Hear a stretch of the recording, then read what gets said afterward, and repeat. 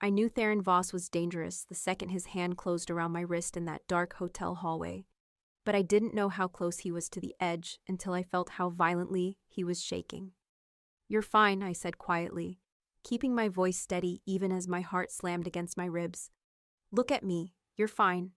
His eyes locked onto mine, dark, wild, nothing like the cold control I'd seen when he'd walked into the ballroom an hour ago. The entire party had shifted when he entered. Conversations had quieted. My boyfriend Derek had straightened his tie and smiled too wide, desperate for a glance that never came. Now that same man was gripping my arm hard enough to bruise, his chest heaving like he'd just sprinted up 10 flights of stairs. "Breathe with me," I said. "In for 4, hold for 4, out for 4. I'd learned this with my sister 3 years ago, back when her panic attacks had been so bad she'd ended up in the ER twice. Hers had been situational, grief and stress after our mother died. They'd faded after 6 months of therapy. But I recognized the signs, the hyperventilation, the way his free hand was pressed flat against the wall like he needed to feel something solid, the absolute terror in his eyes that had nothing to do with external threat and everything to do with his own body betraying him. "In," I breathed, exaggerating the motion. "Hold, out." He followed. Badly at first, his breath stuttering and catching, but he followed. I didn't let go of his wrist. I didn't look away. And slowly, agonizingly slowly, the shaking eased. His breathing evened out. The wildness in his eyes dimmed into something sharper, more aware. He blinked once, twice, and then his gaze focused on me with an intensity that made my stomach flip. "Who are you?" His voice was rough, scraped raw. "Sable Winter," I said. "I'm here with Derek Hale, accounting department." Something flickered across his face. Not recognition of my name, but of Derek's. He released my wrist and stepped back, putting space between us. His hand came up to straighten his tie, a practiced automatic gesture that told me he was rebuilding his armor in real time. "You didn't see this," he said. It wasn't a question. It was a command. I should have nodded, should have agreed and walked away and forgotten this entire interaction. Instead, I said, "I saw it, but I won't talk about it." His eyes narrowed. "Why not?" "Because it's not my business," I said simply. "And because I know what it is. It's not weakness, it's just—" I hesitated, then finished. "Your nervous system misfiring. That's all." For a long moment, he didn't move, didn't speak. Then he leaned in, just slightly, his voice dropping to something that felt like a blade pressed against skin. "If I find out you've told anyone about this, anyone at all, you'll regret it." "I won't," I said. He studied me for another beat, then turned and walked back toward the ballroom like nothing had happened. I stayed in that hallway for a full minute, my hands shaking now, my pulse still racing. I just made a very dangerous man aware of my existence. I didn't tell Derek. Not when I slipped back into the ballroom and found him laughing too loud with his coworkers. Not when he barely glanced at me and said, "Where were you? I needed you to meet someone." Not when we got home and he kissed me distractedly before opening his laptop to finish some work. I sat on the couch with my finance textbook open in my lap, but I couldn't focus on derivatives and capital structure. I kept replaying the way Theron Voss had looked at me in that hallway, the way his hand had felt on my wrist, urgent, desperate, human. Derek's phone buzzed. He glanced at it, then stood abruptly. "I need to take this work thing." He disappeared into the bedroom and shut the door. I stared at the closed door for a long moment, then went back to my textbook. It wasn't the first time. 3 days later, 2 men in dark suits showed up at my apartment. I opened the door, still holding my coffee, and froze. "Sable Winter?" the taller one asked. "Yes?" "Mr. Voss would like to speak with you, now." My stomach dropped. "About what?" "He'll explain. Please come with us." It wasn't a request. I thought about refusing. Thought about slamming the door and calling. Who? The police. And say what? That the CEO of one of the most powerful firms in the city wanted to talk to me.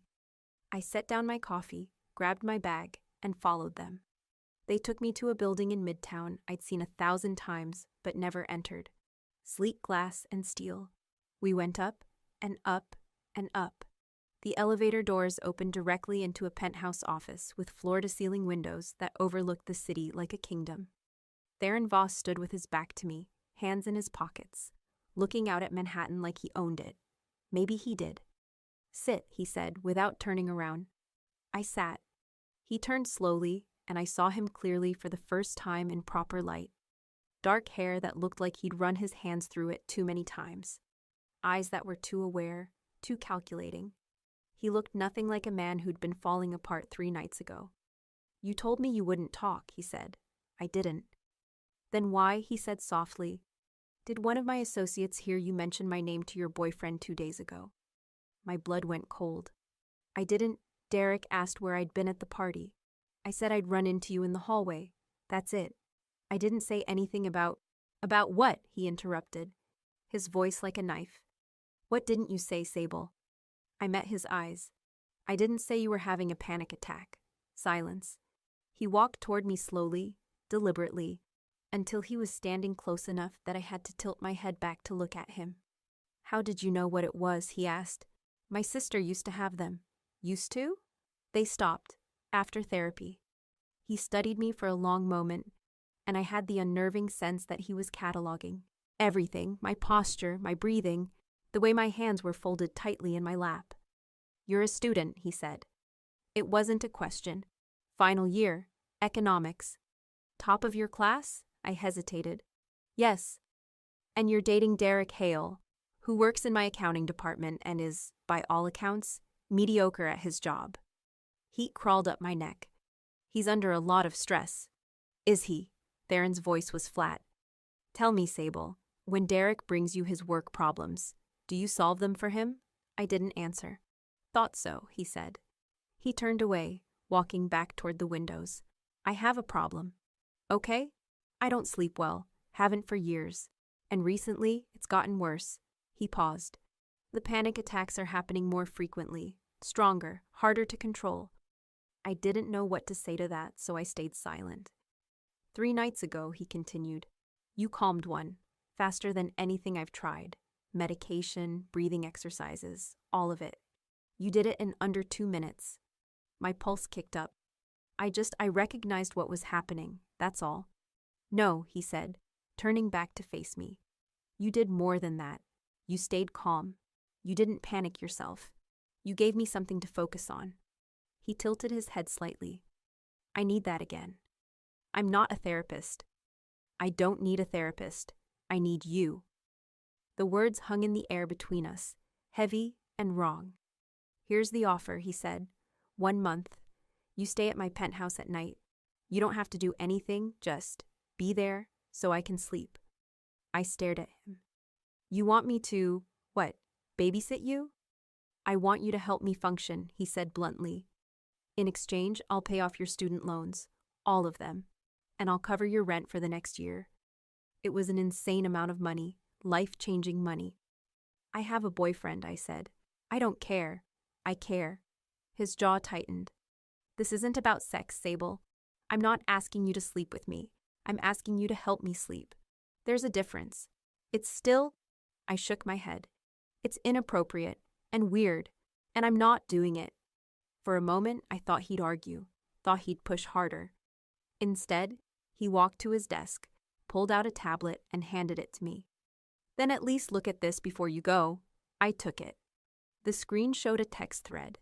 Derek's name at the top. My stomach turned to ice. "Miss you already, baby. Tonight was perfect. Can't stop thinking about you. When can I see you again?" The messages were from 2 days ago, sent to a number I didn't recognize. Below that, a photo. Derek, in bed, with someone who wasn't me. I looked up at Theron. "How did you—" "I have resources," he said simply. "And I don't let people close to me who can't be trusted. Derek works in my building." So I looked. "Why show me this?" "Because you said no based on loyalty to someone who doesn't deserve it." He took the tablet back. "The offer stands. 1 month. Think about it." "I don't need to think." "Yes," he said quietly. "You do." And then he nodded to the men by the door, and I was escorted out. I didn't tell Derek about the meeting.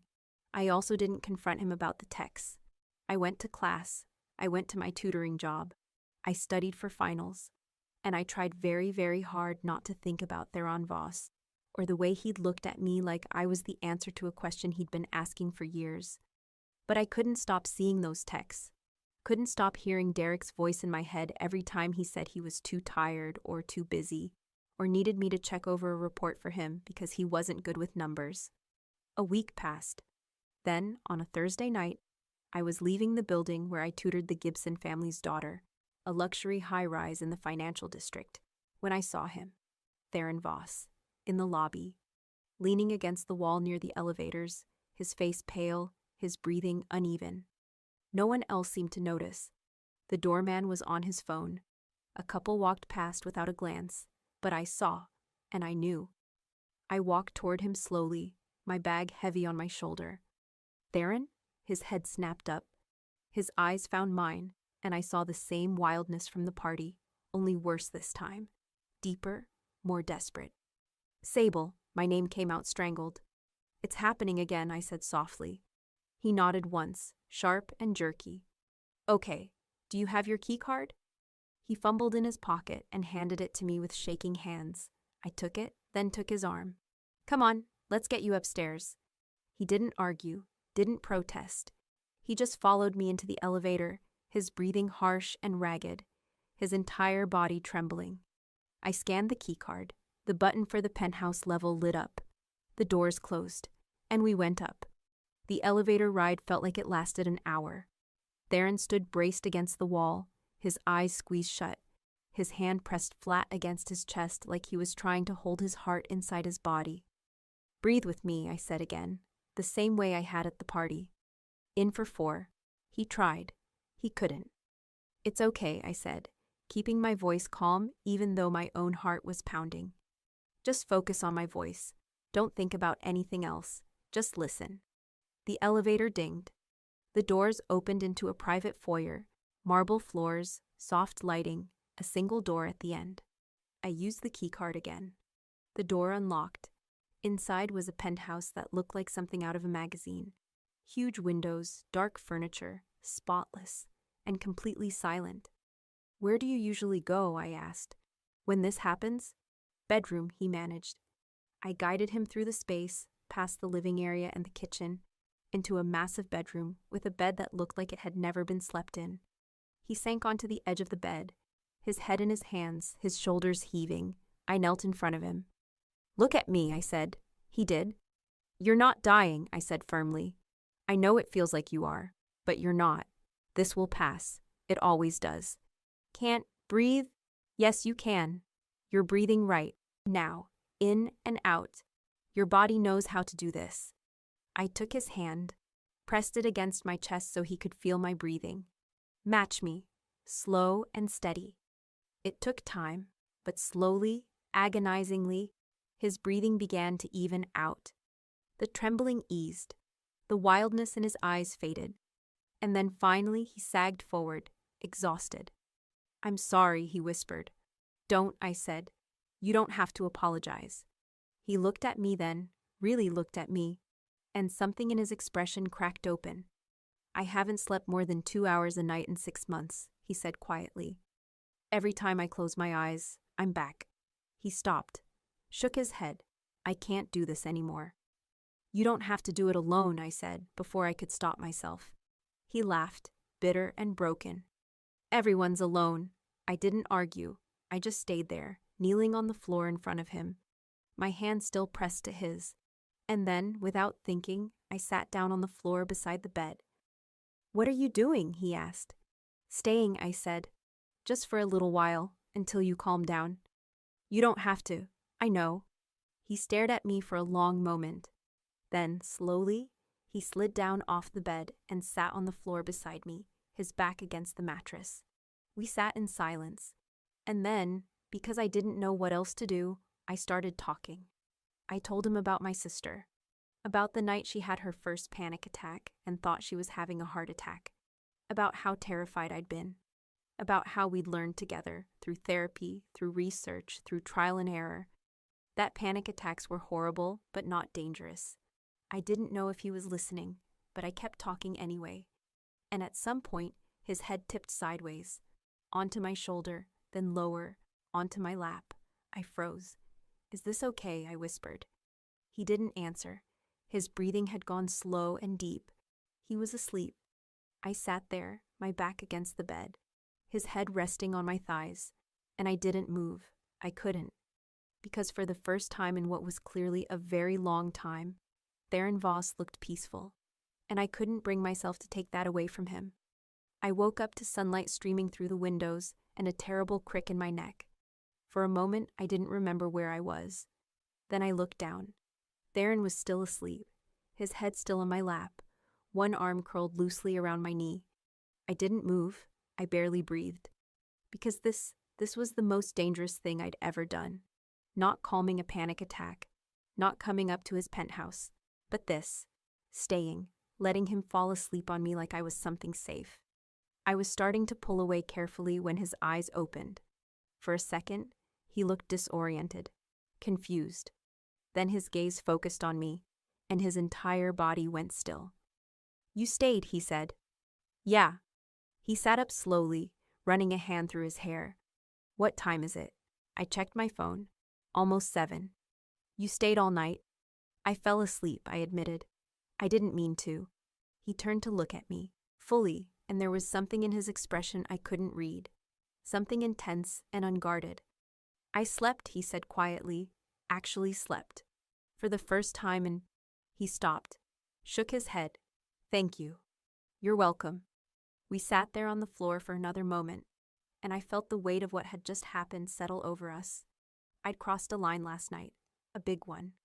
And judging by the way he was looking at me, like I was something rare and necessary and dangerous all at once, he knew it too. "I should go," I said, standing up. He stood too, smoothly, like he hadn't just spent the night on the floor. "I'll drive you." "You don't have to." "I'm driving you," he said. And there was no room for argument in his voice, so I let him. The drive to my apartment was silent. Theron's car was exactly what I expected. Sleek, black, expensive enough to make me nervous about touching anything. He drove with the same controlled precision he seemed to apply to everything else, his hands steady on the wheel, not shaking anymore. I watched the city slide past the window and tried to process what had just happened. I'd spent the night at Theron Voss's penthouse, on the floor, with his head in my lap. If Derek found out, my phone buzzed. "Speaking of, where are you? You didn't come home last night." I stared at the text, my stomach twisting. "Problem?" Theron asked, his eyes still on the road. "My boyfriend wants to know where I was." "Tell him the truth." I looked at him sharply. "That I spent the night at your place?" "Why not?" His voice was casual, but there was an edge to it. "You didn't do anything wrong." "He won't see it that way." "Then he's an idiot." Theron pulled up in front of my building and shifted the car into park. He turned to face me fully. "You helped someone who was in distress. That's all." "Is it?" His jaw tightened. "What do you want me to say, Sable?" "I want you to tell me this won't happen again." I met his eyes. "Because if it does, if you keep pulling me into your world, I'm going to lose everything I've worked for." "Your degree?" "My degree, my reputation, my future." I swallowed hard. "I'm top of my class. I have job offers coming. I can't afford to be seen as—" "As what? Someone's mistress?" His voice was sharp now. "I told you, this isn't about that." "It doesn't matter what it's about," I said. "It matters what it looks like." He stared at me for a long moment. Then he reached into his jacket and pulled out a phone, not his regular one. A burner, probably. "Take this," he said. "Why?" "Because if it happens again, and it will, I need you to be able to reach me, and I need to reach you." I didn't take it. "Sable." His voice dropped lower. "Take the phone." "This is a bad idea." "Probably," he agreed. "Take it anyway." I took it. Our fingers brushed, and I felt that same jolt I'd felt last night, when his hand had closed around my wrist. Electric. Dangerous. I pulled back and shoved the phone into my bag. "I have to go," I said. "One more thing." He waited until I looked at him. "The offer still stands. 1 month. I'll pay off your loans, cover your rent. All you have to do is show up at night." I said no. You said no because of Derek, he said evenly. But Derek's cheating on you, so the question is, why are you still protecting him? I didn't have an answer for that, so I got out of the car and didn't look back. Derek was in the kitchen when I walked in, pouring coffee like nothing was wrong. Hey, he said, barely glancing up. Where were you? Tutoring ran late. I crashed at a friend's place. It was the first time I'd lied to him in 2 years. He nodded absently, already scrolling through his phone. Cool. Listen, I need you to look at something for me. There's this report I'm supposed to submit today, and the numbers aren't lining up. Of course. I have class in an hour, I said. It'll take 5 minutes. You're so much faster at this than I am. I wanted to say no, wanted to tell him to figure it out himself. Instead, I set down my bag and looked at his laptop. It took me 3 minutes to find the error. A transposed number in a formula. Simple, easy. There, I said, fixing it. You're good. You're the best. He kissed the top of my head without looking up from his phone. What would I do without you? I didn't answer. Because I was starting to realize I didn't know what I'd do without him either. Not because I loved him, but because I'd spent 2 years building my life around making his easier. I made it through 2 classes before the burner phone buzzed in my bag. I pulled it out carefully, glancing around to make sure no one was watching. You didn't answer my question. Why are you still with him? I stared at the text for a long moment. Then I typed back. Because leaving is complicated. His response came immediately. Complicated how? We have a lease, shared friends. I don't have time to deal with the fallout right now. Finals are coming up soon. Practical. I respect that. I waited, but no other messages came. I shoved the phone back into my bag and tried to focus on my professor's lecture on capital markets. But I couldn't stop thinking about Theron's question. Why was I still with Derek? The honest answer? Inertia.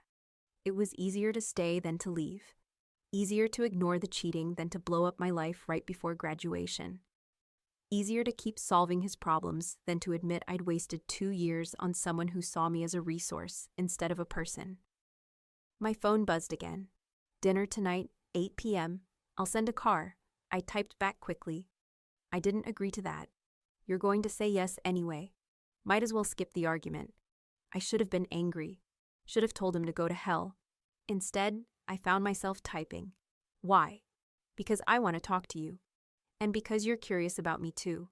Don't lie. Damn him. He was right. The car picked me up at 7:45. I'd told Derek I was going to a study group. Another lie. They were getting easier. The driver took me to a restaurant I'd never heard of. The kind of place that didn't have prices on the menu. Because if you had to ask, you couldn't afford it. Theron was already there, sitting at a private table in the back. He stood when I approached, and I hated how good he looked in a dark suit with no tie, the top button of his shirt undone. You came, he said. I'm curious, I admitted. That's all. That's enough. He gestured to the chair across from him. Sit. I sat. A waiter appeared immediately with wine. I didn't even see Theron order. I don't drink during the semester, I said. 1 glass won't hurt. You don't know that, he smiled, actually smiled, and it transformed his entire face. You're stubborn. You're pushy. Occupational hazard. He leaned back in his chair, studying me. Tell me about your degree. Why? Because I want to know. I hesitated, then said, Economics. Focus on financial markets and corporate strategy. I'm writing my thesis on risk assessment in high volatility environments. His eyebrow lifted. Interesting choice. Is it? Most students pick safer topics, ones with clear data sets and established models. He tilted his head slightly. You picked something messier, more real world? I like problems that don't have easy answers, I said. So do I. His voice dropped lower. Which is why I like you. Heat crawled up my neck. You don't know me. I know you're smart. I know you're loyal to people who don't deserve it. I know you don't panic under pressure. He paused. And I know you recognize something in me that most people miss. What's that? That I'm not just dangerous, he said quietly. I'm damaged. The words hung between us, heavy and raw. Everyone's damaged, I said finally. Not like this. I wanted to ask what he meant, wanted to know what had broken him badly enough to cause panic attacks that left him shaking on the floor. But the waiter returned with food I didn't remember ordering, and the moment passed. We talked for 2 hours. Not about his panic attacks, not about Derek, not about the insane offer he'd made. We talked about markets and risk models and how people make terrible decisions under pressure. We talked about my thesis and his company and the ways corporate strategy mirrors military tactics. He was brilliant, sharp in a way that made my pulse kick up every time he challenged one of my points. And he listened. Actually listened. Not the way Derek did, nodding absently while checking his phone, but with full attention, like everything I said mattered. It was intoxicating, dangerous. By the time the car dropped me back at my apartment, I was in trouble and I knew it. 3 days passed. I went to class. I tutored. I studied. I didn't hear from Theron. I told myself that was good, that I needed distance, that getting pulled deeper into his world was a terrible idea. But I kept the burner phone on me, just in case. On the 4th day, I was walking back from the library when I noticed the car. Black sedan, tinted windows, parked across the street. I kept walking. At the next block, I glanced back. Still there. My pulse kicked up. I turned down a side street, walking faster. The car followed. I pulled out the burner phone and texted Theron. "Are you having me followed?" His response came within seconds. "No. Where are you?" I sent him my location. "Don't move. I'm sending someone." "Who's following me then?" No response. I stood on that corner for 3 minutes, my heart pounding, watching the black sedan idle half a block away. Then another car pulled up, a different one, sleek and silver, and a man in a dark suit got out. "Ms. Winter," he said calmly. "Mr. Voss sent me. Please get in the car." I looked back at the black sedan. The man followed my gaze. "They won't follow you if you're with us." "Who are they?" "People who shouldn't know your name." He opened the back door. "Please." I got in the car. They took me to Theron's building, not the penthouse. A different floor, some kind of office space with surveillance monitors and 3 men I didn't recognize. Theron was standing in front of one of the screens, his posture rigid, his jaw tight. "Show me again," he said. One of the men rewound the footage. I watched myself walk down the street. Watched the black sedan follow. "How long have they been on her?" Theron asked, his voice deadly quiet. 3 days that we've confirmed, possibly longer." "Who are they?" "Corvy's people." The name meant nothing to me, but Theron's expression went ice cold. "Dante," he said softly. "Of course." He turned and saw me standing there. His eyes swept over me, checking for, what? Injury? Fear? "You're okay," he said. It wasn't a question. "I'm fine. Who's Dante Corvy?" "A problem I've been handling." He crossed the room toward me. "A problem that apparently now knows you exist." "Why would he care about me?" Theron didn't answer right away. He looked at the men behind him. "Pull every piece of footage from the last week. I want to know everywhere they followed her and who gave them her name." "Already on it," one of them said. Theron turned back to me. "You're not going home tonight." "Excuse me." "You're staying here, in the building, where I can keep you safe." "I have a life, Theron. I have class tomorrow. You have people following you," he cut in, his voice sharp. "People who work for someone who would hurt you to get to me. So no, you're not going back to your apartment tonight. You can't just—" "I can." He stepped closer. "And I am? Because if something happens to you because of me—" He stopped, his jaw working. "That's not acceptable. This is insane. Welcome to my world, Sable." I stared at him, my pulse racing, my mind spinning. "Why are they following me?" I asked quietly. "What do they think I am to you?" His eyes held mine. "They think you matter." "Do I?" The question hung between us. "Yes," he said finally. "You do." He gave me a guest room on the same floor as his penthouse. Clean, impersonal, with a view of the city that would have been breathtaking if I wasn't so angry. I texted Derek. Staying at a friend's again. Study group running late. Another lie. I was getting too good at them. I paced the room for 20 minutes, then gave up and went looking for Theron. I found him in his living room, standing by the windows with a glass of whiskey. Can't sleep? He asked without turning around. Can you? Not in years. I walked closer. Tell me what's happening. The real version. Not the version where you pretend you're protecting me out of the goodness of your heart. He turned to face me, and I saw something raw in his expression. Dante Corvi runs a splinter faction. He's been trying to undermine my authority for months. Sabotage, blackmail, anything short of open war. And now he's following me. Now he's figured out that He stopped. I'm what? You're the only person who's seen me at my weakest and didn't try to use it against me. His voice was low, almost harsh. He's smart enough to know that makes you valuable. So this is my fault? My voice came out sharper than I intended. I helped you, and now I'm a target? No. He set down his glass and moved toward me. This is my fault. I should have kept my distance. Should have left you alone after that first night. But you didn't. No, he said quietly. I didn't. We stood there, close enough that I could see the tension in his shoulders, the exhaustion shadowing his eyes. You're not sleeping again, I said. No. How long? 3 days. Since the dinner.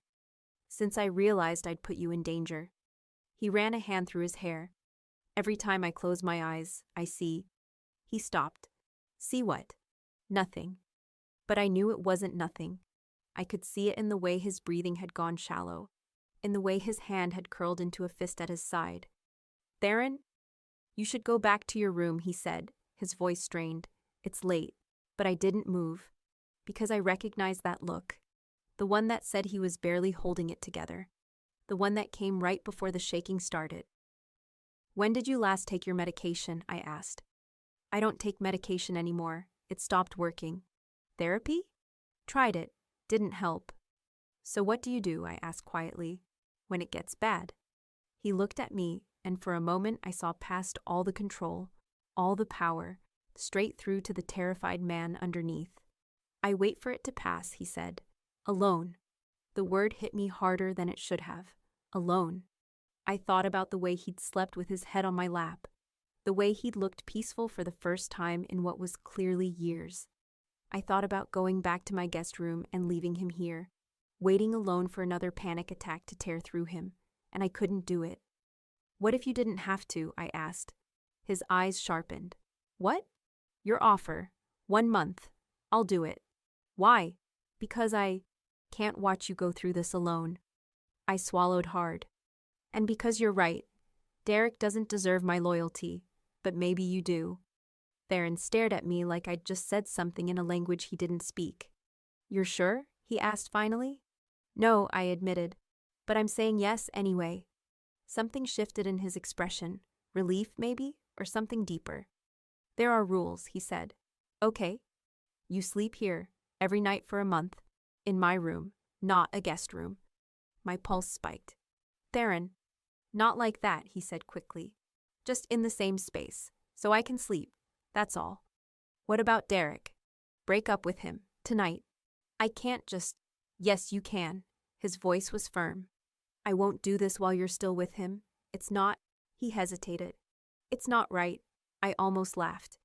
Here was a man who probably broke a dozen laws before breakfast, worried about what was right. Fine, I said. I'll end it. Tonight. Tonight, he nodded slowly. Then we have a deal. I should have felt trapped, should have felt like I was making a terrible mistake. Instead, I felt like I'd just chosen something for myself for the first time in years. One more thing, I said. I'm not doing this just so you can sleep. If I'm staying here, you talk to me. Really talk to me. About what's causing this. His jaw tightened. That's not part of the deal. It is now. For a long moment, he didn't answer. Then he said, Fine, but not tonight. When? When I'm ready. It wasn't the answer I wanted, but it was a start. I called Derek from the guest room. He answered on the third ring, sounding distracted. Hey babe, what's up? I need to talk to you. Can it wait? I'm in the middle of something. Of course he was. No, I said. It can't. Something in my voice must have registered, because he went quiet. Okay, what's wrong? I know you're cheating on me. Silence. Derek? That's not, he stumbled over the words. Who told you that? Does it matter? Yes, it matters. Someone's lying to you, Sable. I would never. Stop, I said quietly. I saw the text. I saw the photo. Don't insult me by lying about it. More silence. Then, it wasn't serious. It didn't mean anything. It meant something to me. Sable, come on. We can work through this. I made a mistake, but I'm done, Derek. The words came out easier than I expected. I'm moving my stuff out this week. We're over. You're not thinking clearly. Just come home. Let's talk about this. There's nothing to talk about. Is this because of him? His voice turned sharp. The guy you've been spending time with? Your coworkers saw you getting into a car with some guy. This is because of you, I cut in. Because I finally realized I deserve better than someone who uses me and cheats on me and doesn't even notice when I'm gone. I hung up before he could respond. Then I sat on the edge of the bed and waited for the guilt to hit. It didn't. Instead, I felt lighter, freer, like I'd just dropped a weight I'd been carrying for 2 years. I found Theron still in the living room. It's done, I said. He turned. How do you feel? Honestly? Relieved? Good. He gestured toward the hallway. Your things are being moved tomorrow. For tonight, he hesitated. You can sleep wherever you're comfortable. Guest room or… Your room, I said. That was the deal. His eyes searched mine. You're sure? Stop asking me that. A small smile tugged at his mouth. Stubborn. You knew that already. He led me down the hall to his bedroom, the same one I'd been in before. The bed still looked untouched, like he never used it. Which side do you want? He asked. The question was so absurdly domestic that I almost laughed. Left, I said. Fine, I'll take the right. We stood there awkwardly for a moment. This is weird, I said. Extremely. Are there rules? Don't steal the covers, don't snore. He paused. And if I have a nightmare, don't touch me unless I ask. Okay. He disappeared into the bathroom. I heard water running. I sat on the edge of the bed, my side, and tried not to think about how insane this was. A month. I'd agreed to spend a month sleeping in the same bed as a man I barely knew. A man who was dangerous and damaged and somehow the most interesting person I'd ever met. Theron came out wearing dark pajama pants and a t-shirt. I'd never seen him in anything so casual. He looked almost human. Bathroom's yours, he said. I didn't have pajamas. Didn't have anything except the clothes I was wearing. I'll be fine, I said. He disappeared into a closet and came back with a t-shirt. Here, I took it. In the bathroom, I changed quickly, folding my clothes on the counter. His shirt hit mid-thigh. Too big, too intimate. When I came out, he was already in bed, lying on his back with one arm behind his head, staring at the ceiling. I slid in on my side, keeping a careful distance between us. Good night, I said. Good night, Sable. I closed my eyes and waited for sleep. It took a long time, but eventually I heard his breathing slow, deepen, and I realized he was actually sleeping. For the first time in days, because I was there. I woke up to sunlight and the disorienting realization that I wasn't alone. Theron was still asleep beside me, his face turned toward me, one hand resting on the pillow between us. He looked younger like this, unguarded, peaceful. I reached carefully for my phone on the nightstand, trying not to wake him. 7:47 a.m. My stomach dropped. 3 missed calls from my study group. 2 texts from my friend Maya. Where are you? Advanced Corporate Finance started 20 minutes ago. Professor Mill asked about you. This is the 3rd class you've missed this month. Are you okay? I stared at the messages, my chest tightening. Advanced Corporate Finance. The class I needed for my specialization. The one I'd never missed before this semester. The one where we were presenting thesis proposals. Next week, I'd been so focused on Theron, on the deal, on breaking up with Derek, that I'd completely forgotten. I typed back quickly, family emergency. I'm fine. Can you send me notes? Another lie. I set the phone down and looked at Theron again. Still sleeping. Still breathing slow and deep. He'd probably slept 6 hours straight. Maybe more, because I was here. And I'd just missed one of the most important classes of my final semester. I should have felt panic. Should have immediately started calculating how to recover, how to catch up, how to fix this. Instead, I felt the weight of a choice I'd already made. Stay in my safe, respectable world, where I was invisible and used, or step fully into his, dangerous, complicated, but where I was actually seen. I looked at my phone again, at Maya's concerned texts, at my calendar full of deadlines I was suddenly behind on. Then I looked at Theron, and I knew which world I was choosing, even if it cost me everything I'd worked for. I slipped out of bed quietly, grabbed my clothes, and headed for the bathroom. When I came out, he was awake, sitting on the edge of the bed, watching me. "You missed something important," he said, not a question. "How did you—" "The way you looked at your phone." His eyes held mine. "I can still send you back, or your normal life, if that's what you want." I thought about it, really thought about it. Then I said, "No." "You're sure?" "Stop asking me that." A slow smile crossed his face. "What did I say about stubborn?" "That it's one of my better qualities." "It is?" He stood, moving closer. "But Sable, I need you to understand what you're choosing. This world doesn't let you keep one foot out. Eventually, you'll have to decide which life you want." "I know," I said quietly. "And?" I looked at him, at this dangerous, damaged man who slept for the first time in years because I was there, and I knew the truth. I'd already decided. "I'm here," I said. "That's my answer." Something shifted in his expression, relief, possession, something darker and deeper that I couldn't name. "Then let's get you some coffee," he said, "and figure out how to keep you alive." The next 2 weeks fell into a strange rhythm. I'd go to class, the ones I could still make. I'd work on my thesis in Theron's office while he took calls in Italian and Russian, his voice cold and controlled. I'd tutor the Gibson's daughter a few floors below, always aware of Theron's security presence throughout the building. And every night, I'd sleep in his bed. We didn't touch beyond the occasional accidental brush of hands or shoulders, but the intimacy was there anyway, in the way he'd ask about my day, in the way I'd notice when his breathing went shallow and talk to him until it evened out, in the way he looked at me when he thought I wasn't paying attention. Derek had texted 47 times in the first 3 days. Then the text stopped. I moved my things out of our apartment on a Tuesday afternoon, while he was at work, left my key on the counter, didn't look back. Maya cornered me after class on Thursday. "Okay, seriously, what's going on with you?" She sat down next to me in the library, her expression worried. "You've missed half our study sessions. You're never at the apartment anymore, and you look what? Tired, distracted. Like you're living in 2 different worlds and can't figure out which one is real." She wasn't wrong. "I'm dealing with some personal stuff," I said carefully, "but I'm fine." "Is this about Derek? Because honestly, good riddance. That guy was using you." "I know." "So what's the problem?" I wanted to tell her.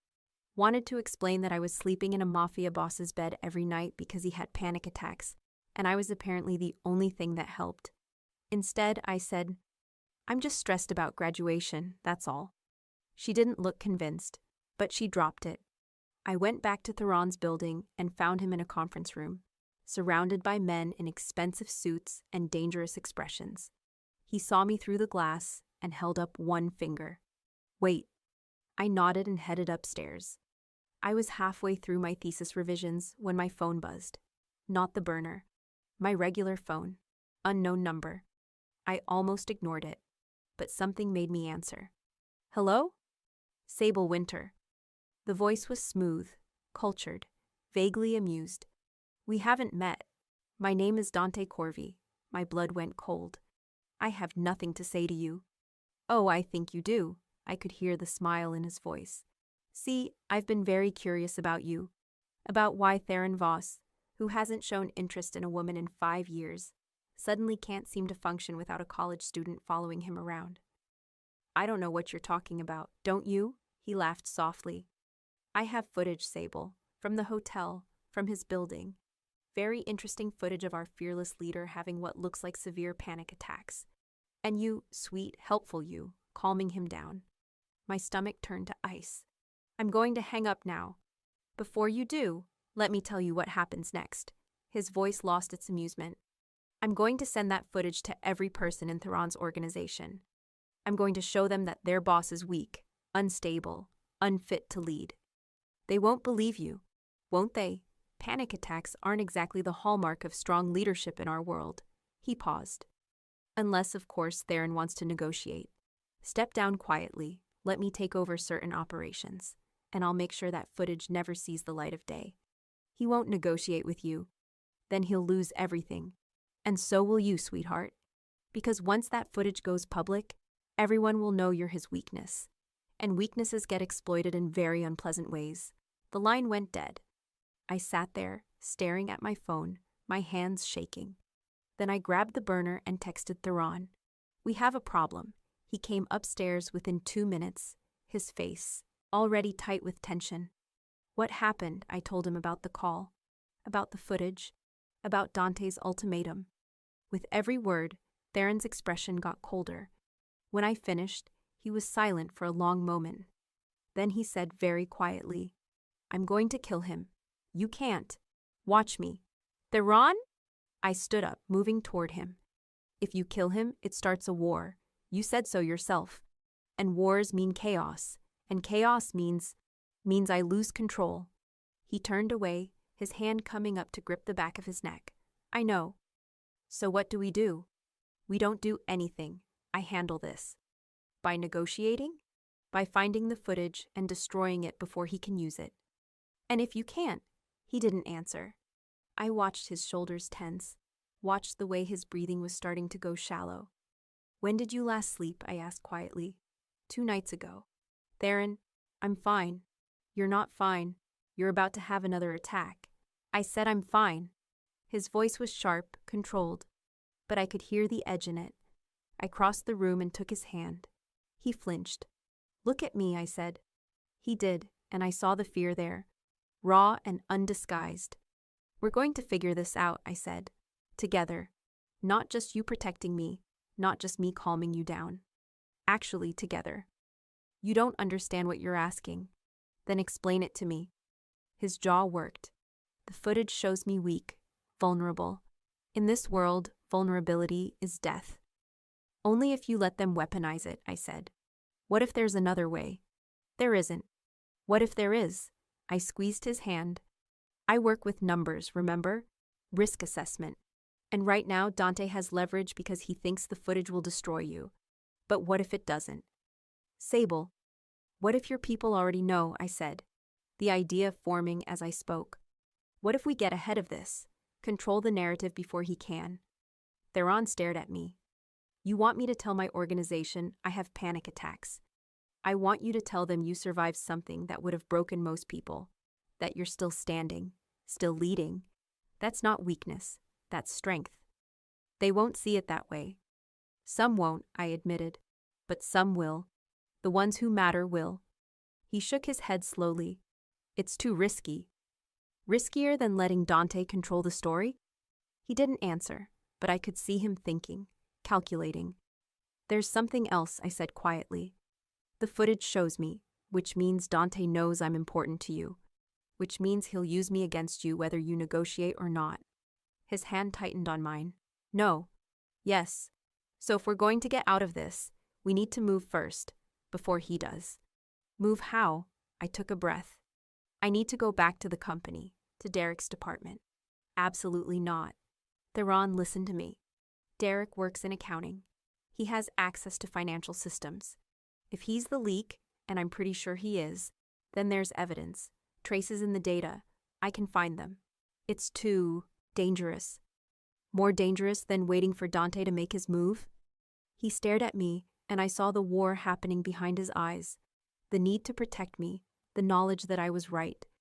If I let you do this, he said slowly, you don't go anywhere near Derek alone. You don't take any risks. And at the first sign of trouble, you get out. Agreed. I'm serious, Sable.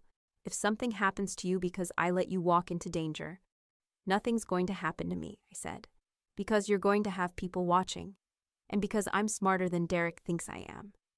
A ghost of a smile crossed his face. You're smarter than anyone thinks you are. Exactly. So let me help. He pulled me closer, his free hand coming up to cup the side of my face. "Promise me something," he said. "What?" "Promise me you won't try to be brave if things go wrong. Promise me you'll run." I looked up at him, at the fear and fierce protectiveness in his eyes. "I promise," I said. It was a lie. We both knew it. The next morning, I walked into Sterling Kane & Associates for the first time in 3 weeks. Derek's department was on the 15th floor. All glass offices and sterile white walls. I'd been here 100 times before, usually to drop off lunch or pick Derek up. Now I walked in like I belonged. Derek was at his desk, head down over his computer. He looked up when I approached, and his expression went through a rapid series of changes. Surprise, guilt, anger. "Sable, what are you doing here?" "I left some of my things in your desk," I said calmly. "When I helped you with that report last month. Remember?" His eyes narrowed. "What things?" "My flash drive. The one with my thesis research on it." A lie, but a believable one. He glanced around, then stood and gestured toward a conference room. "Let's talk in there." I followed him, feeling the weight of the small recording device Theron's tech guy had given me. Hidden in my watch, active, Derek shut the door. "You can't just show up at my work." I needed my drive. "Bullshit. You want to talk? So, talk." I'd prepared for this, had rehearsed it with Theron last night. "I made a mistake," I said quietly. "Breaking up with you, I was emotional, angry about the cheating, but I've been thinking." "You've been thinking what?" "That maybe we could fix this, if you're honest with me, about everything." His expression shifted, became cautious. "Everything like what?" "Like why you've been so stressed lately, why you keep working late, why you needed my help with those reports that didn't make sense." "I told you, the company's going through changes. It's complicated." "Is it?" I moved closer. "Or is it something else? Something you're not telling me?" For a moment, I thought he'd shut down, walk away. Instead, he leaned against the conference table and rubbed his face. "You want the truth?" he said. "Fine. I'm in over my head here, Sable. Way over." "What do you mean?" "I mean, I made some mistakes. Bad ones. And now He stopped. "I'm trying to fix them before anyone notices." "What kind of mistakes?" He looked at me for a long moment. Then he said very quietly, "The kind that could get me fired or arrested." My heart was pounding, but I kept my voice steady. "Derek, what did you do?" "I covered up some transactions, moved some money around to hide losses. I thought I could fix it before the quarterly audit, but..." He shook his head. "Someone figured it out." "Who?" "I don't know, but they contacted me. Said they'd keep quiet if I gave them access to certain files." "What files?" "Executive-level stuff. Voss's private accounts, strategic plans. I don't know what they're doing with it, but..." He looked at me desperately. "I didn't have a choice, Sable. They threatened to expose everything." There it was. The confession I needed. Derek wasn't just cheating on me. He was the leak. And he'd been selling information to Dante to cover his own ass. "How long?" I asked. 3 months, maybe 4. "And you didn't think to tell me. What was I supposed to say? Hey, babe, I'm committing corporate espionage to avoid fraud charges?" He laughed bitterly. "You would have left me even faster." "I'm here now," I said carefully. "Maybe I can help." His head snapped up. "Help how?" "I'm good with numbers, remember? Maybe I can figure out a way to..." "No." He pushed off the table. "This is my mess. I'll fix it." "Derek, just go, Sable, please, before someone sees you here." I left, but not before the recording device had captured every word. I made it to the elevator before my hands started shaking. 3 months. Derek had been selling Theron's information to Dante for 3 months, and I'd been helping Derek with his reports that whole time, unknowingly making it easier for him to hide what he was doing. The elevator doors opened. Theron was standing there, flanked by 2 security guards. His eyes locked onto mine, scanning for injury, for fear.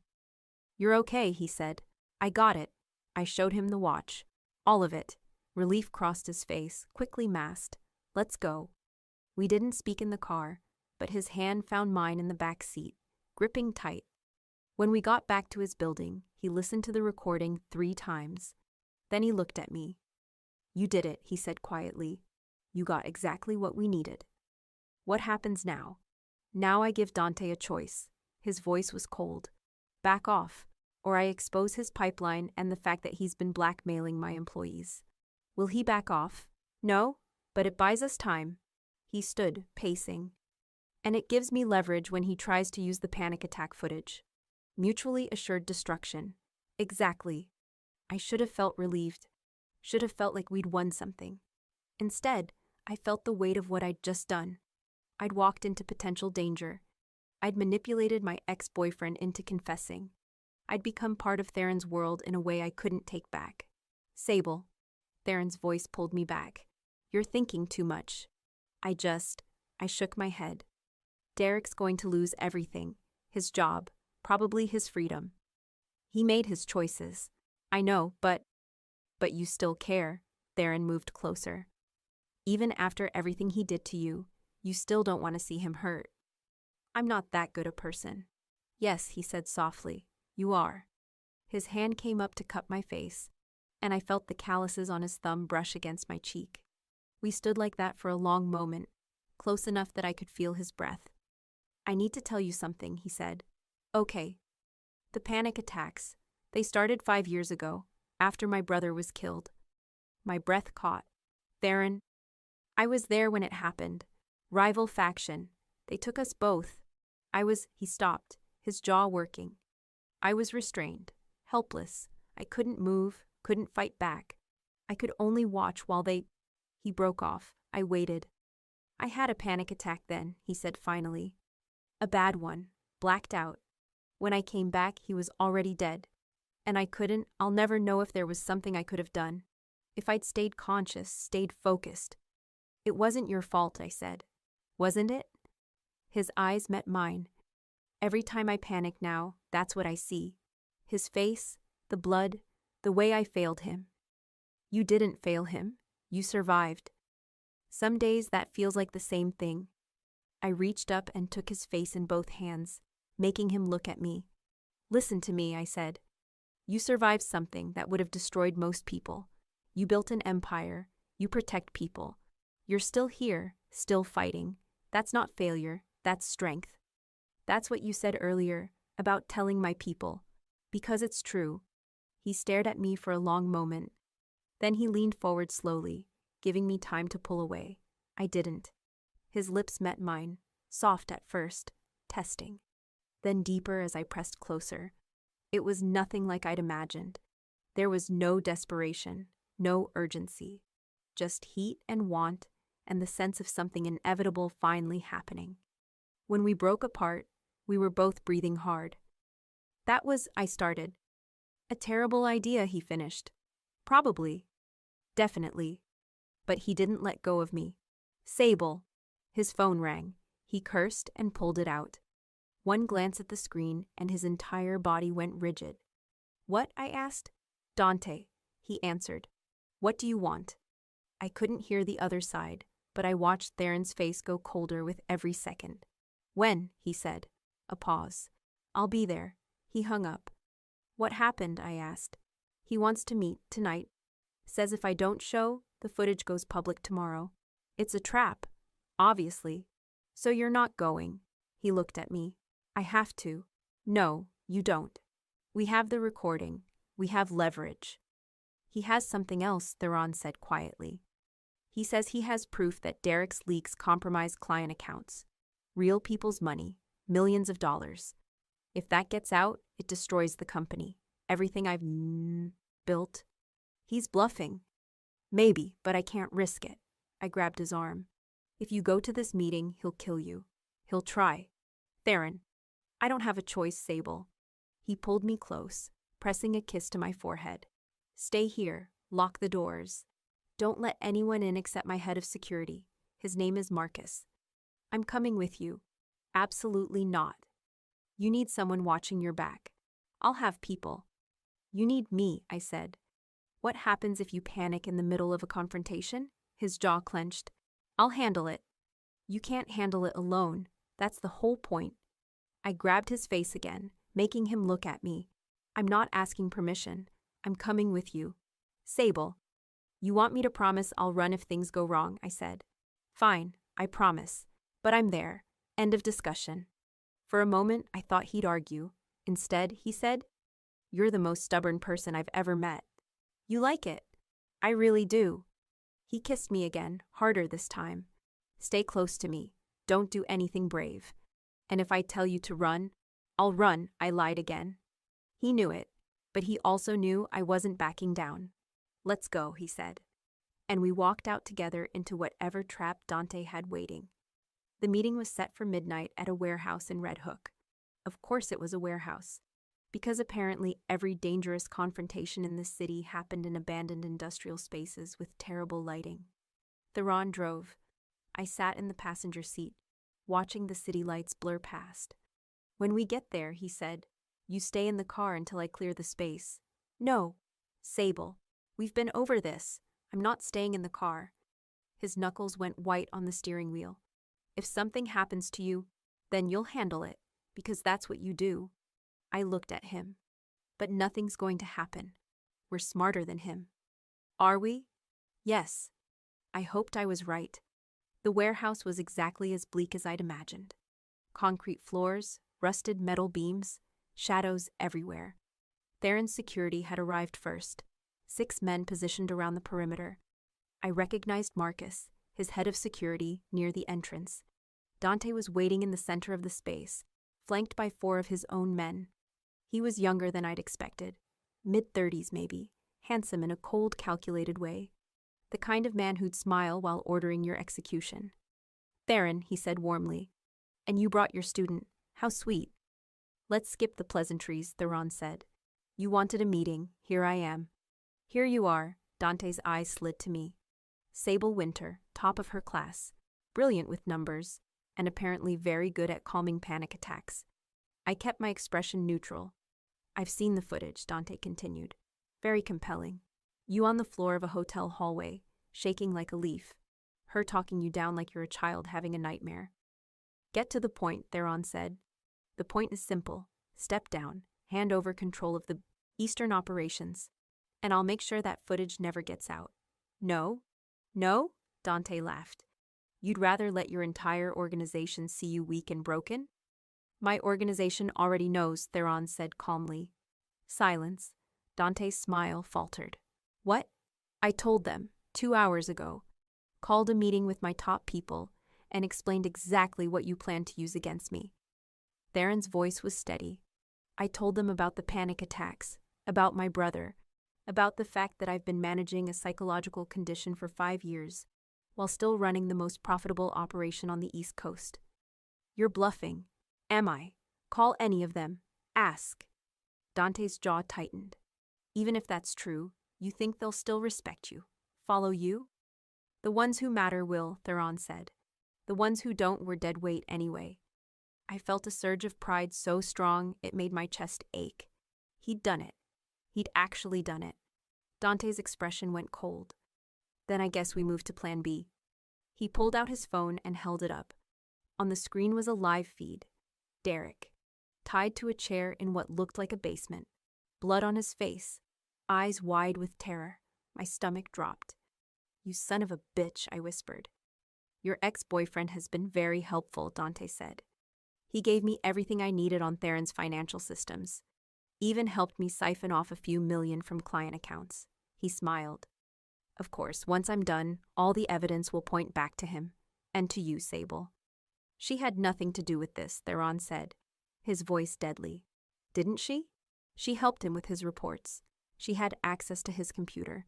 She's been living with you for weeks. Plenty of time to coordinate. Dante shrugged. It's not a perfect frame, but it'll be enough to destroy both of you. Unless, of course, you give me what I want. Let him go, I said. Sable. Theron's hand closed around my wrist. He's an idiot who made terrible choices, but he doesn't deserve to die, I said. Then I looked at Dante. Let him go, and I'll give you something better. Sable, don't. What could you possibly offer me? Dante asked. Proof that you've been blackmailing employees. Recordings of Derek confessing that you threatened him. A complete paper trail of every transaction you've manipulated. I pulled out my phone. I've spent the last 3 hours building a case that ties you directly to corporate espionage, extortion, and fraud. It wasn't entirely true. I'd spent 1 hour doing that. But he didn't need to know that. Dante's expression shifted. You're bluffing. Am I? I mimicked his earlier words. I'm an economics major specializing in financial forensics. You really think I couldn't trace your digital footprint? Show me. I opened a file on my phone, held it up. It was real. Strings of transactions, email headers, metadata showing connections between Dante's shell companies and the manipulated accounts. I'd pulled it together using Derek's confession, some educated guesses, and pattern recognition software that Theron's tech team had given me access to. It wasn't court-ready, but it was damning enough. Dante stared at the screen, and I saw the moment he realized I wasn't bluffing. Here's my offer, I said.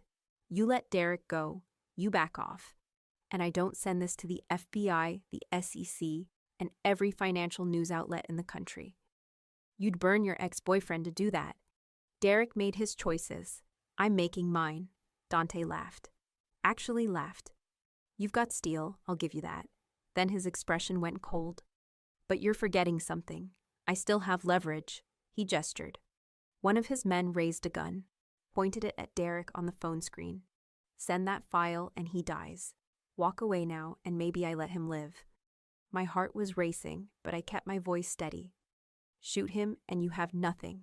No leverage, no protection. Just a murder charge and every agency in the country hunting you. She's right, Theron said. He'd moved closer to me, his body angled protectively. You kill him, you lose. Let him go, and maybe you walk away from this clean. Clean, Dante's voice rose. You think I'm walking away from years of planning because some college girl figured out basic forensic accounting? No, Theron said quietly. You're walking away because if you don't, I'll make sure you disappear in ways that have nothing to do with murder charges. The threat hung in the air. Dante's gun lowered slightly. You're not worth this, he said finally. Either of you. He gestured, and the feed cut off. 30 seconds later, Marcus spoke into his earpiece, then nodded to Theron. We have him. Derek's secure. Basement 2 blocks north. Relief flooded through me. Dante was already backing toward the exit, his men moving with him. This isn't over. Yes, Theron said. It is. You think you've won. You just admitted weakness to your entire organization. You'll be dealing with challenges for months. Let them come. Theron's voice was steel. Anyone who thinks panic attacks make me weak can test that theory personally. Dante stared at him for a long moment. Then he left. The silence after he was gone felt enormous. I was shaking, actually shaking. Theron turned to me, his hands coming up to frame my face. Are you okay? I think so, I laughed, slightly hysterical. I just threatened a mob boss with financial forensics. You did more than that. You saved us. We saved us, I corrected. His thumb brushed across my cheek. You shouldn't have put yourself at risk like that. You would have done the same for me. That's different. Why? Because you're the big dangerous mob boss and I'm just a student? No, because... He stopped, swallowed hard. Because if something happened to you, I wouldn't survive it. The words hit me like a physical blow.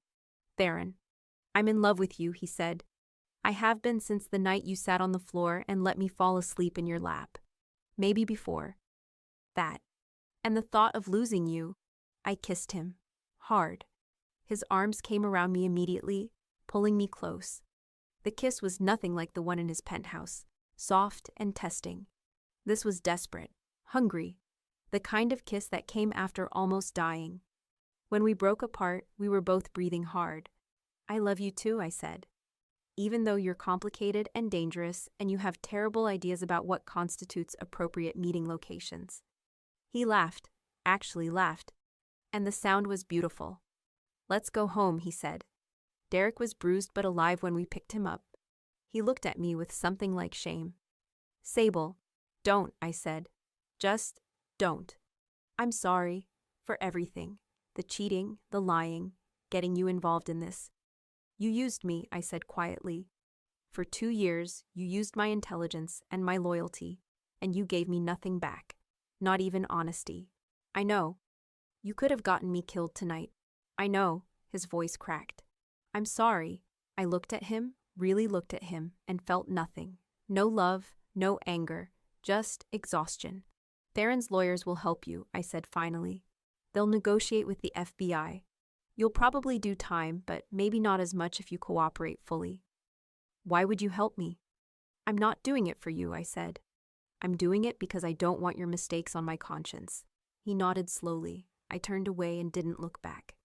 Theron's penthouse felt different when we walked in, lighter somehow, like a weight had been lifted. How do you feel? I asked. Exhausted, terrified, relieved. He pulled off his jacket. Grateful you're alive. Same.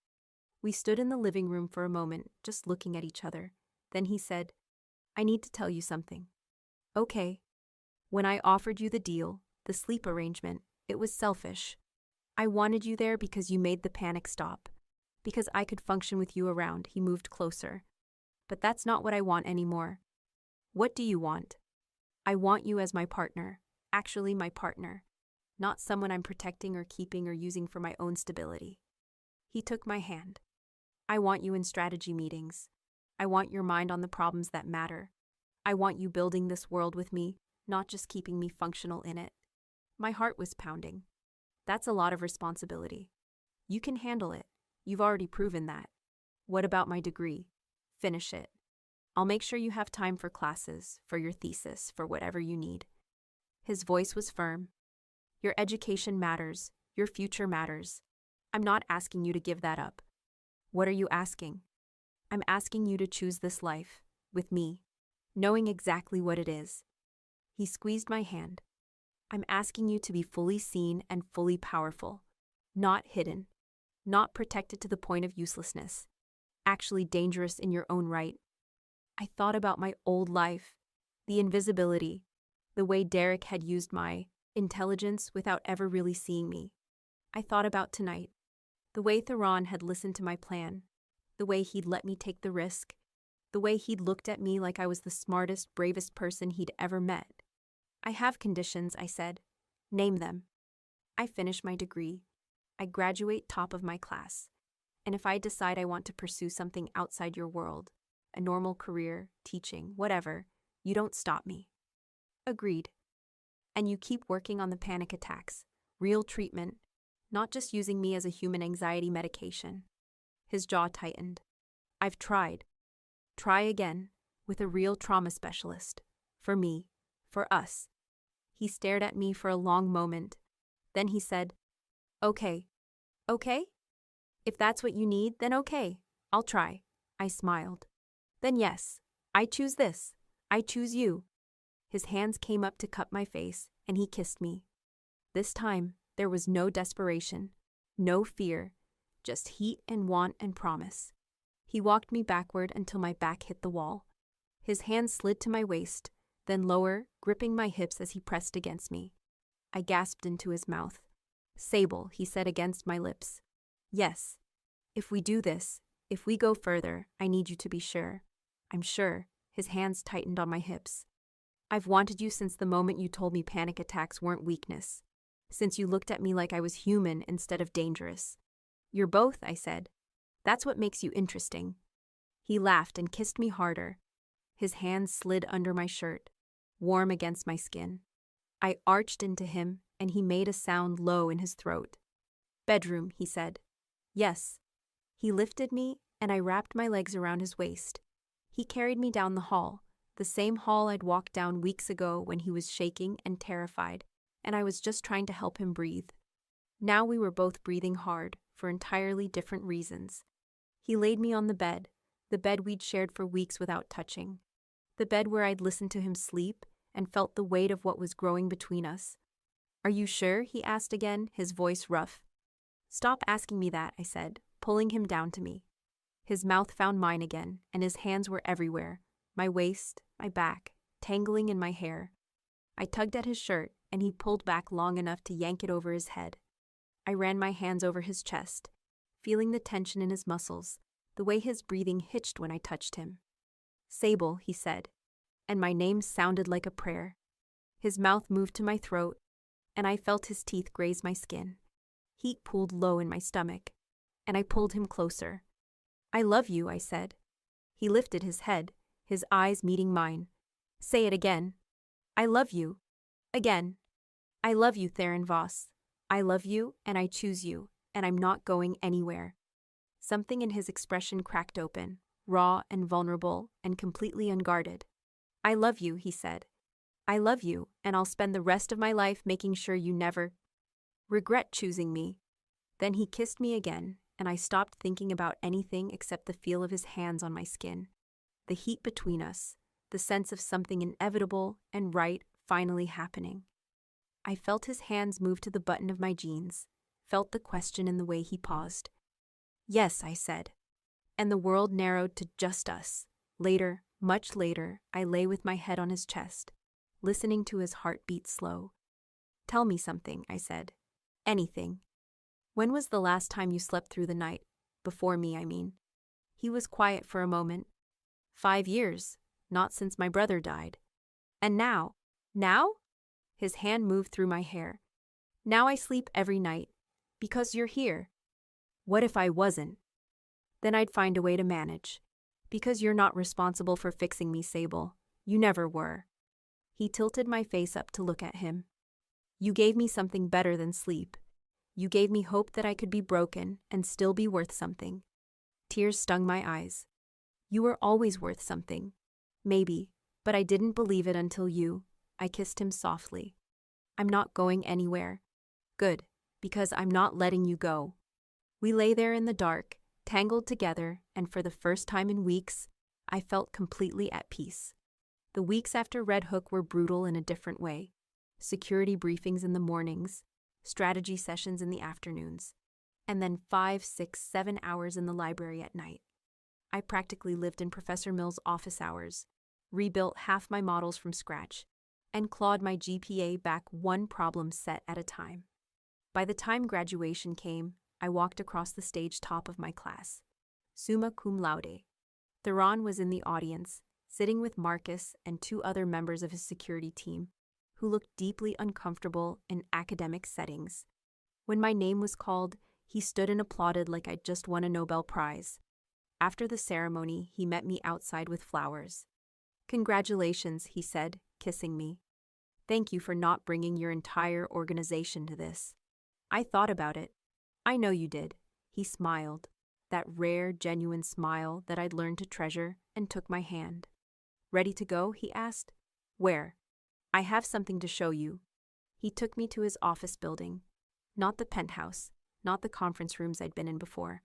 A new floor, freshly renovated, with my name on a door. What is this? I asked.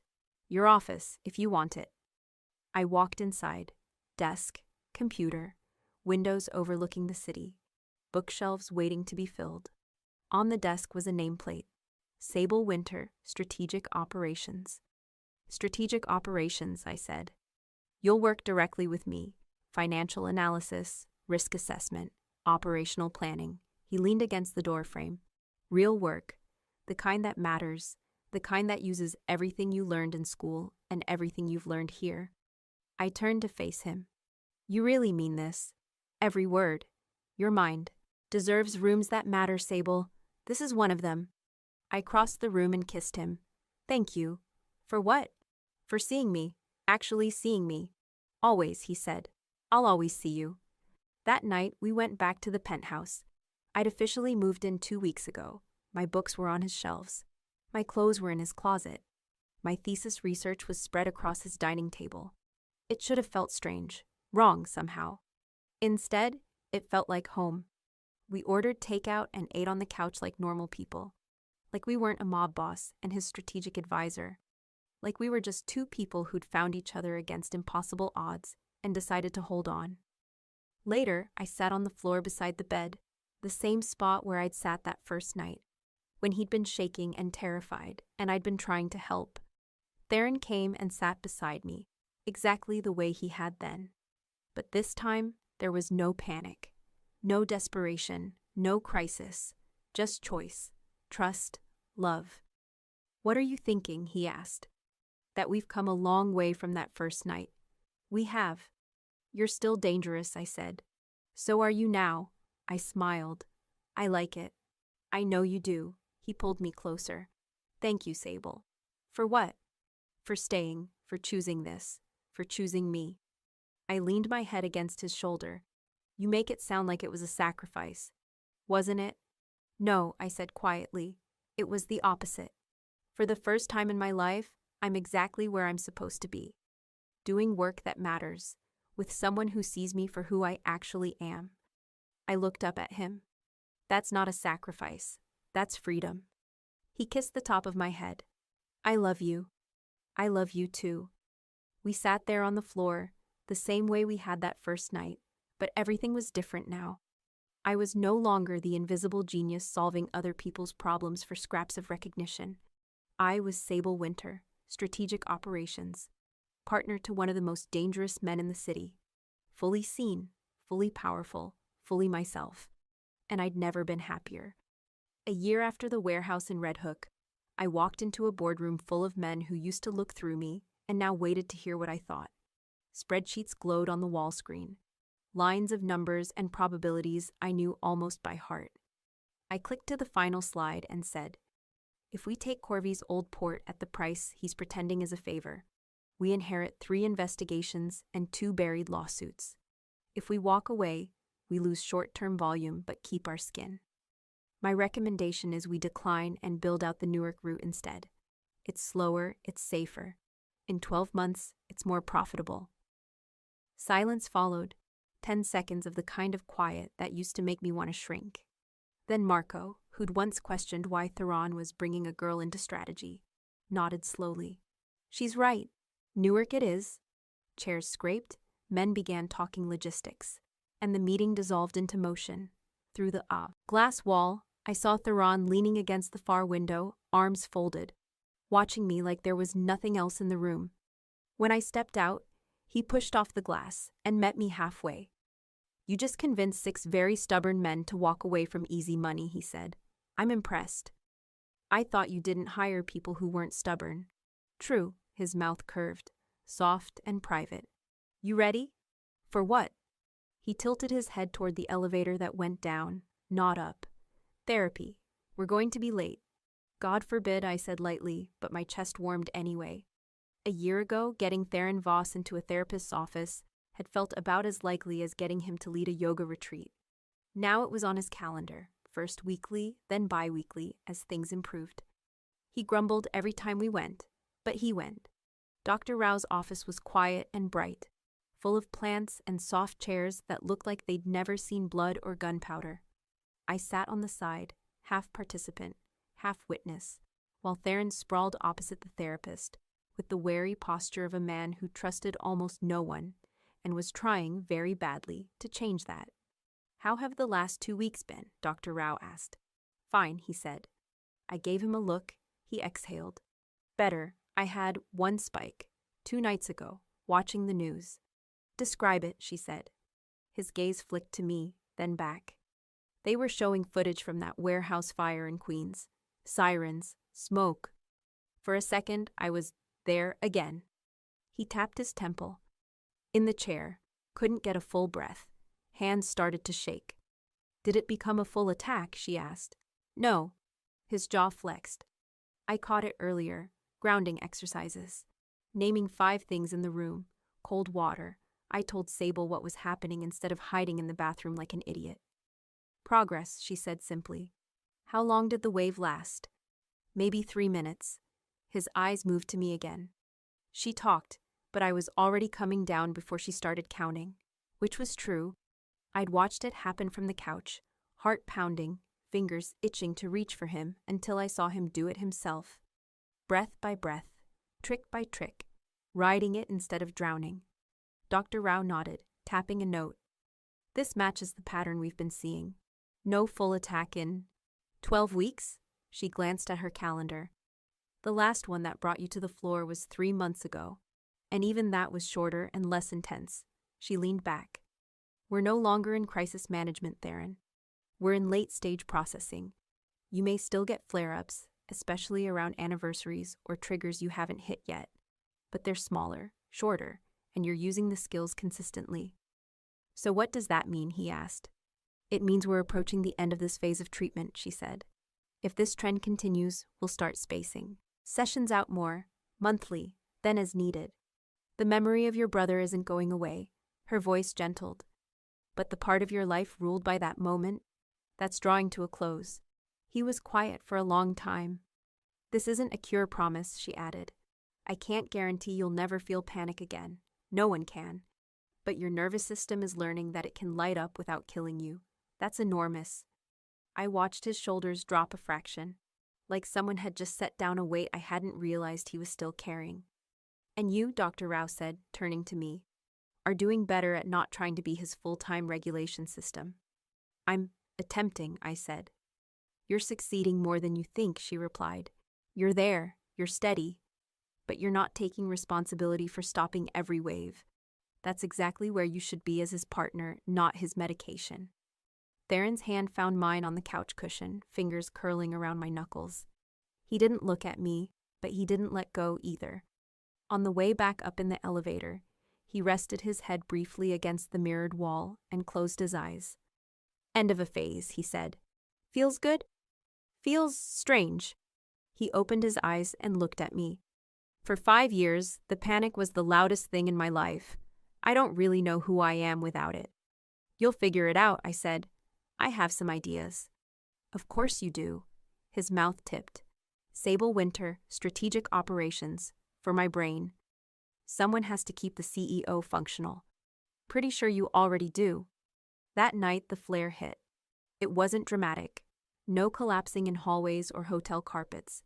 Just a small, sharp spike, the kind Dr. Rao had warned us about. We were in bed, half asleep, when a car backfired in the street below. One loud, ugly bang that echoed off the glass. His whole body went rigid beside me. I felt it the way I knew I always would. The way his breath shortened. The way his hand clenched in the sheets. The way his eyes went glassy and far away. T, I said quietly. You with me? He inhaled once, jagged. Yeah. Talk to me. Door, chair, rope. The words came out clipped, automatic. Smell of bleach. His hands, my hands, useless. My instinct screamed to grab him, to talk over the images until they blurred. Instead, I did what Dr. Rao had told me to do. I waited 2 beats, gave him space to reach for his tools first. He squeezed his eyes shut. 5 things I can see, he muttered. Ceiling, lamp, your hair on my arm, curtain, digital clock. 4 things I can feel. Sheets, your hand, mattress, air on my face. His voice steadied as he went through the list. By the time he hit 1 thing I can taste, his breathing had slowed. The iron band around his chest, the one I could almost feel from my side of the bed, loosened. I slid my palm over his ribs, feeling them rise and fall under my hand. There you go, I murmured. You're here. You're not there. You're in our bed, in our obnoxiously expensive building, in a city that is very annoyed at how often your cars block traffic. He huffed something like a laugh. Annoyed is not the word Marcus used this morning. That's because Marcus has no poetry in his soul. He turned his head toward me, eyes clearer now. It's less, he said. The pull. It's quieter. I saw, I said softly. I wanted to grab onto you and let you breathe for me. His brow furrowed. But I heard her voice. Try your skills first, then ask for support. So I did. You did great. His mouth twisted. Still needed you. Needing me isn't failure, I said. Making me the only thing between you and the floor is. You didn't do that. He was quiet for a moment. I'm proud of you, I added. He rolled toward me fully, gathering me in, his forehead resting against mine. I love it when you say that more than when you say you love me, he admitted. I can stop if you like. Don't you dare, I smiled against his mouth. I'm proud of you, and I love you, and one day you're going to get all the way through a fireworks show without thinking about that warehouse. One day, he echoed. Soon. He fell asleep not long after, his breathing deep and steady, one arm heavy over my waist. I lay awake a little longer, staring at the ceiling, listening. There had been a time when silence like this terrified me, when I'd jolt every time his breath hitched, ready to count him through another storm. Tonight, the quiet felt different, not like the tense pause before an attack, like actual rest. A year ago, I'd found him shaking in a hotel hallway, convinced he was dying. I'd known then that he was dangerous. I hadn't understood yet how fragile he felt inside his own head. Now I knew both. He still had scars that woke up some nights and tried to drag him backward. I still had deadlines and meetings and a job that sometimes meant deciding how to move money that wasn't supposed to exist. But he wasn't alone in it anymore. Neither was I. He shifted in his sleep, tightening his arm around me. His hand splayed over my ribs where I'd guided his earlier. I covered it with mine and let my eyes close. He was still dangerous. I was finally too. And for the first time, the future didn't feel like a cliff edge or a compromise. It felt like a life we were building, breath by breath, choice by choice, together. Thank you for watching to the end. If you liked this video, kindly subscribe and tell me where you're listening from. I appreciate all your feedback. The kind words mean a lot. Thank you for letting my stories keep you company. It truly means more than you know.